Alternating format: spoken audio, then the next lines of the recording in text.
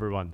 Today, I will tell you about a very young industry, an industry that is just 7 years old, but an industry that already has 500 billion, that's billions of dollars, under management. An industry that in our lifetime will change the world for the better, and this process is already happening.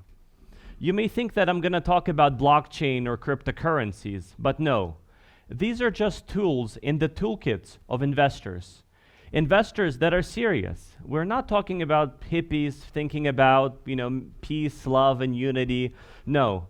We're talking about Wall Street investors, among others, who are in the new field of impact investing, of changing the way, not just the way that the financial industry works, but the very reasons why the financial industry exists. Now, these investors are set to align financial returns with the concept of greater good. Well, the world needs a lot of good. We still have about 1 billion people living in poverty, people with no access to food, clean water, education, healthcare, and the basic services of modern civilization that we take for granted. Every minute, we lose 23 hectares of land to droughts that turn into deserts. 60 million students, 60 million, every day go to school hungry. Now, you probably think of Africa when I talk about these things, the region where I work. And yes, in Africa, these problems are among some of the most acute. But let's be honest with ourselves, and yes, we live in a very comfortable cosmopolitan capital, but even in many regions of this country, life is not exactly great. And of course, there is philanthropy. Philanthropy is very important. If you have a disaster, you can provide food, water, shelter, medical supplies to people. But we're living on a planet where we're going to have 9 billion of us soon, and we just don't have enough donors to help each and every one. Let's talk a little bit about some of the people who do provide this help. An average philanthropic institution, a foundation, has 5% of its capital actually doing the work and 95% invested in financial markets. So 95% of this capital is not doing any work, is not doing anything that's useful. Why is that? Why does only 5% of the capital actually have to fulfill a purpose? Why not employ this other 95%, or even 1/2 of it, 1/3? And at the same time, many high net worth families, this young generation of people who has now grown up and gotten access to the family offices, they've started taking a look at the family finances and are just literally grabbing their head because they see that high net worth families have invested in coal, oil, gas, companies that operate sweatshops and exploit either the environment or people in developing countries. The young generations is saying to their older parents and grandparents, look, we have to rein in our family office. This has to stop. We cannot be investing in all of this bad stuff. Likewise, Harvard Endowment, which is managing over $30 billion, under a lot of public pressure, has recently said no to investing in fossil fuels. And Harvard Endowment is not alone. Over 1,000 large institutional investors just in the recent years have said no to dirty energy, and under public pressure, as well as internal pressure, decided to align their investments towards the better good. There is something common about our generation, the millennials. We want our investments to align with our internal values. Well, it's fairly easy to imagine what not to invest in, right? We don't want to invest in the bad stuff, but how do you actually invest to have the investment be a force for good? Let me give you an example of a deal we're working on in Africa right now. Think of a hospital, and many of you are luckily used to medical facilities where the walls are shining, the floor is clean, and the beds are clean too. But unfortunately, in many regions of the world, that is not the case. And hospitals in Africa are actually struggling just to even have a bed for everyone, to have enough doctors. So this company is providing a commercial service where patients who come into a hospital for a fairly low price that's accessible to the masses can rent a clean bed linen, and the bed gets disinfected. Why is that important? Well, many people who come into these hospitals have infectious diseases.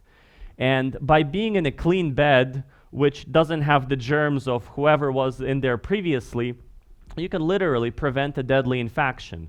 So by investing capital into this company and allowing it to scale its operations, to expand into new hospitals, new cities, new countries, you're literally saving lives. This is impact investing. Well, it doesn't necessarily have to be a life and death question. Another example of an investment we recently made is a company that manufactures dried mangoes. Well, there are about 50 jobs created in the mango drying facility itself, and job creation is of course good, but there's even more impact upstream, up the value chain. Literally thousands of farmers who previously were not able to sell the mango, because to export mango it has to be perfect. A lot of the mango is still tasty and delicious, but it's just not nice enough, or will not survive a container voyage. By drying this mango and buying this additional products from the farmers, you're increasing their incomes. So what this means is that now the farmers can send their kids to school, now the farmers can have access to medical services, now the farmers can get a cell phone and actually, again, enjoy the luxuries of modern civilization that many of us take for granted. Now, in many countries of the world, we don't really have a tropical climate and the mango doesn't grow here. But a country such as this one does have other advantages. For example, there are many factory towns, also known as mono-cities, where there's high unemployment. So one of the impact investing opportunities is to provide either additional facilities that create jobs in these areas, or, for example, create training centers that can train and foster these people with new skills so that they can change, careers and do other things with their life versus be unemployed. And this is one of the other things that this specific area of the world has a big advantage in. Impact investors in Africa, in Asia, and South America oftentimes struggle with the low rate of development of human capital. So what you can really do if you want to develop the human capital is you can take farmers and try to turn them into factory workers, or at best, call center operators. Fortunately, countries such as this one are blessed with having the remnants of one of the best technical education systems in the world.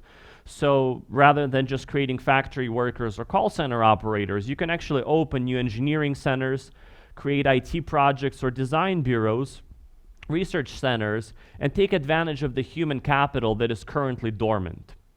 But this needs to be done in a way that is smart and sustainable. Let's talk a bit about sustainability. The first generations of impact investors made a very important realization.